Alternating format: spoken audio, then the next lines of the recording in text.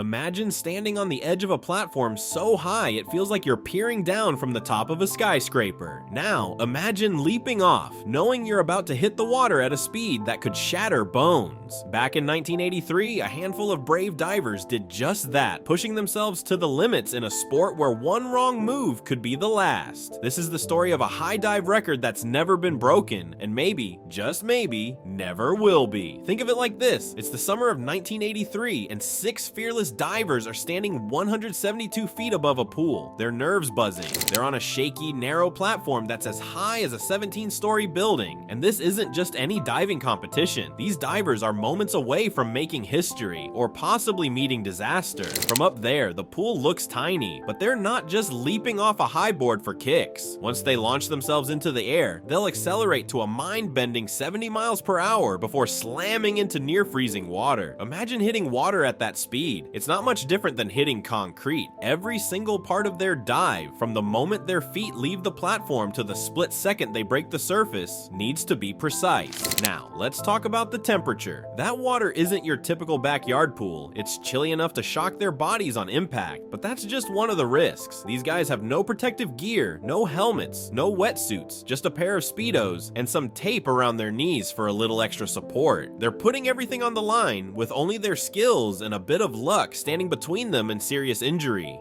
The pressure is beyond intense. Each diver knows that one tiny mistake could mean a broken bone or worse. The crowd below is holding its breath, fully aware that they're witnessing something extraordinary. Some of these spectators are probably wondering if they're about to see a record broken or a tragedy unfold. This wasn't just a high dive, it was a high-stakes gamble with lives hanging in the balance. Back in the early 80s, high diving was more than just a sport. It was a spectacle. People were glued to their screens, watching these daredevils leap from insane heights. Think about it. In those days, high diving was nearly as popular as the Super Bowl or the World Series. Everyone seemed to love the blend of danger, skill, and a bit of showmanship. In a way, it had this gladiator-like appeal. High diving brought together that perfect mix of thrill and drama. There was no way to predict what might happen. Even the seasoned divers couldn't guarantee a flawless performance. And that's what had people tuning in year after year. It wasn't just about diving, it was about watching these guys flirt with danger, pushing their bodies and minds to the absolute edge. Sure, the audience was drawn to the flips and twists in the air, but it was the sheer risk that kept them coming back.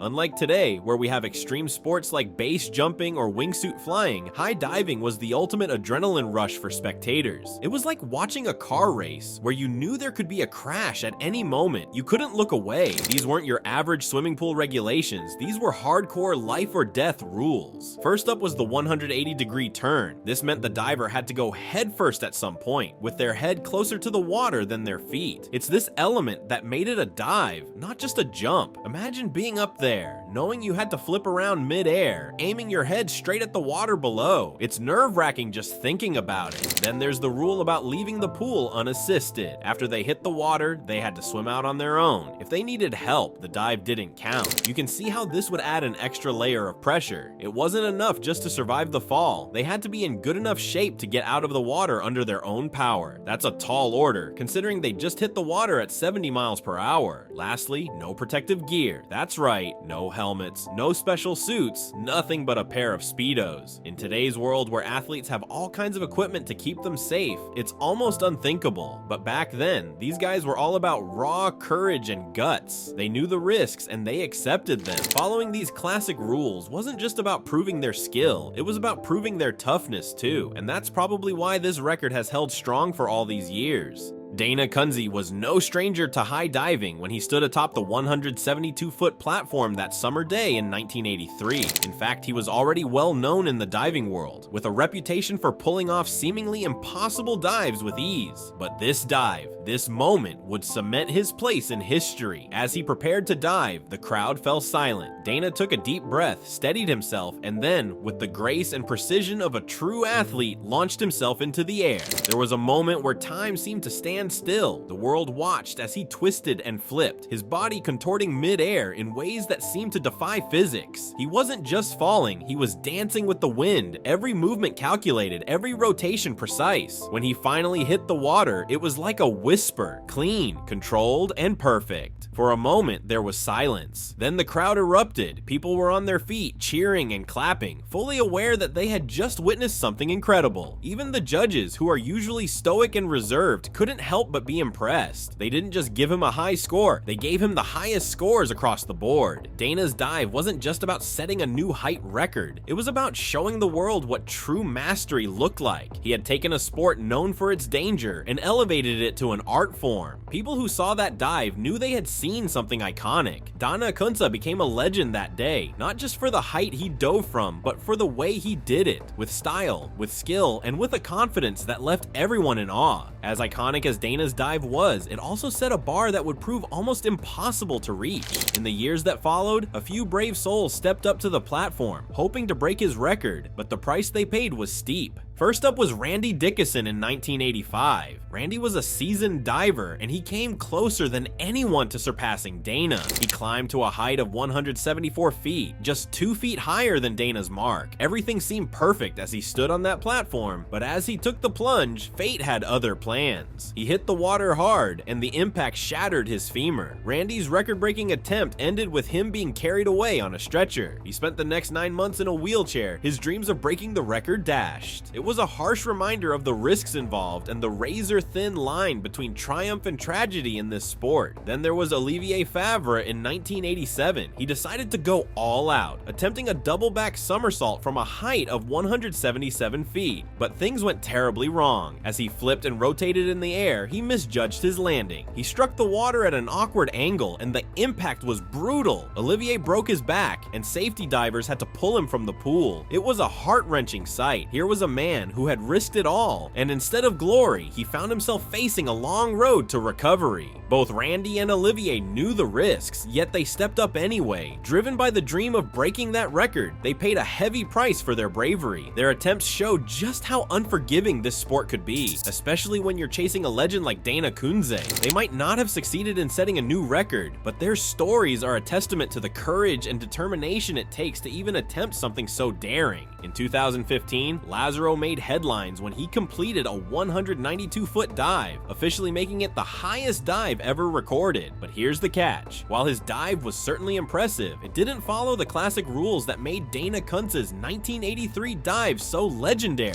For one, Lazaro was decked out in protective gear. He wore shoes and padding, and he didn't perform a full 180-degree rotation during his dive. Instead, he went feet first into the water, which, while still daunting, doesn't have that same dramatic flair as a head-first plunge. After all, diving feet first lets you distribute the impact differently, which is a significant advantage when you're dropping from such insane heights. And then there's Dana Kunze's reaction to Lazaro's dive. Dana and other purists in the high diving community weren't exactly thrilled. Dana, having set his record under much more challenging conditions, felt that Lazaro's jump was more of a cliff dive than a true high dive by the sport's classic standards. In their eyes, Lazaro's dive, while incredibly brave, lacked the spirit of those classic high dives from the 80s. Lazaro's jump might have been taller, but without following the same grueling rules, many feel it just doesn't hold the same weight. For them, Dana's 1983 record still stands as the real high dive gold standard. 40 years later, Dana Kunze's record is still the benchmark against which all high dives are measured. You'd think with all the advancements in sports and safety technology, someone would have beaten it by now, right? But it turns out that no matter how much protective equipment is available today, or how much athletes prepare, no one has quite managed to match what Dana achieved. Today's divers take on some pretty crazy feats, no doubt about it. We have the Red Bull Cliff Diving Series, where divers flip, twist, and plunge from heights that would make anyone's stomach churn. But even these daredevils typically dive from heights much lower than what Dana took on. Sure, they add in extra flips and rotations, which ups the difficulty. But when it comes to pure height and that raw, unprotected drop, nothing compares to the conditions of the 80s. Dana's dive from 172 feet without any protective gear wasn't just about skill, it was about guts. Pure and simple, that dive captured a certain spirit of fearlessness that's tough to find today. It's no wonder that even after all this time, no one has come close to matching that exact combination of height, danger, and bare bones bravery. His record endures not just because of the numbers, but because of the sheer audacity it took to make that leap. So will anyone ever break Dana Kunze's record? The truth is, it seems unlikely. For one thing, there's the physical toll of such a dive. Dropping from that height at those speeds is brutal on the human body. We're talking about impact forces that can shatter bones, tear ligaments, and leave even the most seasoned divers in need of serious recovery time. Even if someone could survive the fall, they'd still need to perform that full 180-degree rotation and make it out of the pool on their own. That's a tall order, even for the best. Then there's the mental aspect. Imagine standing on that platform, staring down at the water far below, knowing what you're about to do. It's a psychological test as much as a physical one. And while today's athletes are incredibly skilled, it's rare to find someone willing to push those limits without the kinds of safety measures that modern sports demand. Sure, we've seen some amazing feats in extreme sports over the years. Technology has made it possible to go faster, jump higher, and survive things that were once thought impossible. But some records are more than just numbers. They're about moments in time, about people who took risks that seem almost unimaginable today, and that's why Dana Kunze's record might just stand forever. It represents a level of courage and toughness that few could match, even in today's world of extreme sports.